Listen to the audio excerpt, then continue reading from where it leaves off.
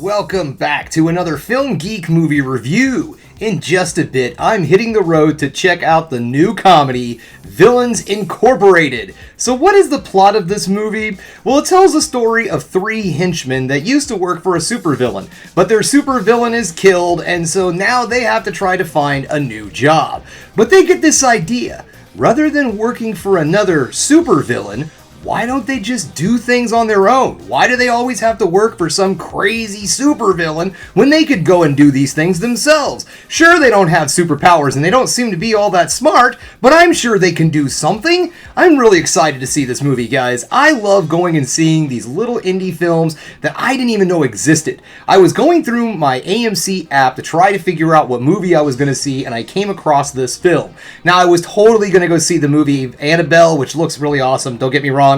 I'm probably going to go see that movie. I'm just not going to do a review on it because I found this one and I'm like, I can't resist. This looks awesome. I've got to get out there and see this movie and do a review on it. So I'm hoping it's really good so that I could tell you guys about some really cool little hidden gem.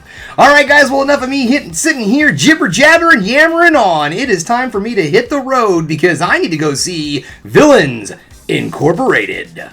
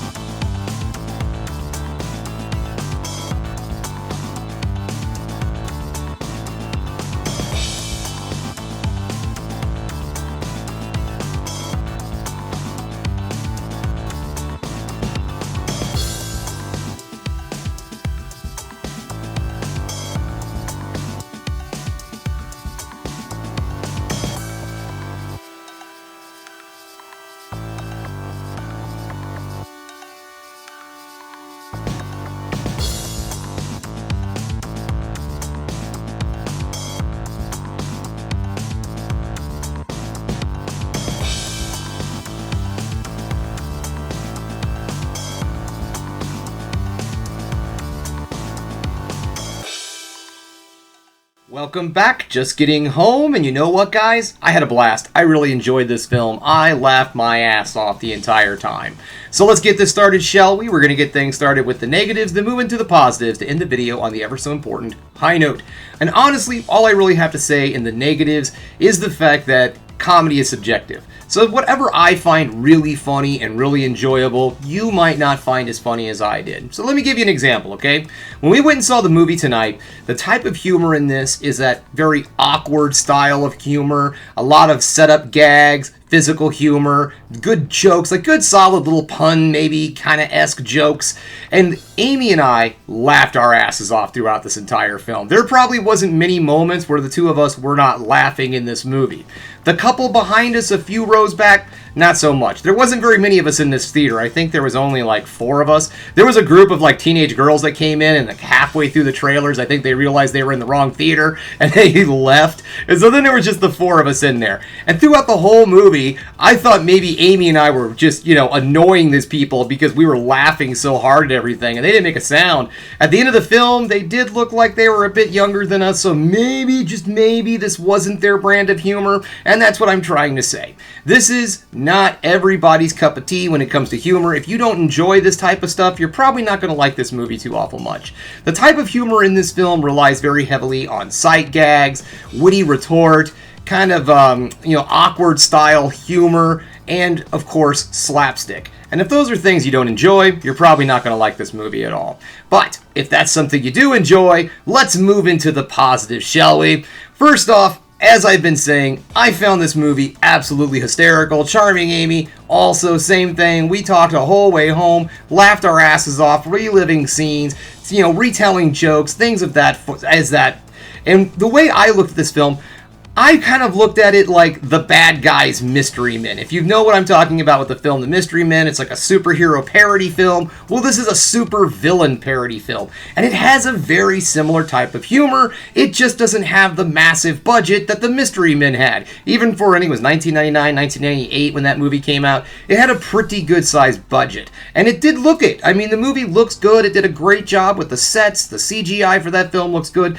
This movie does not have that budget. In fact, I looked it up. This film had an estimated like $1.5 million budget. And for that size of a budget, this film is outstanding and it looks great. Sure, there's some very basic, probably something I could do CGI-wise with the editing equipment that I have, but it still was fun. It worked for the movie. That the movie wasn't trying to be too awful serious. Having the lackluster special effects, you could say, didn't really hurt the film any. It actually kind of helped it a little bit.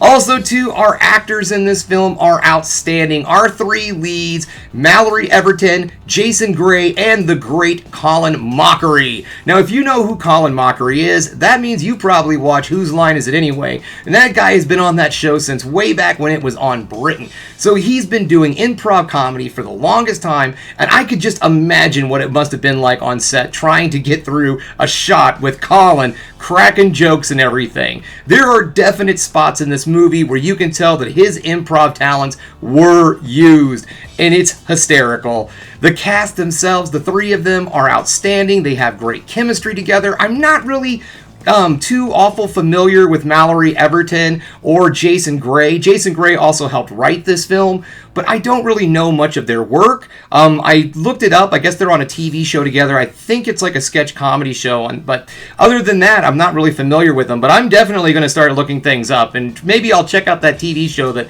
Mallory and Jason are both on, because, man, they were hysterical. And if the comedy on that show is similar to the comedy in this movie, I'm on board. So if you're looking for a low-budget, fun, independent comedy that goes outside of the studio and does its own thing, then this is definitely the film for you.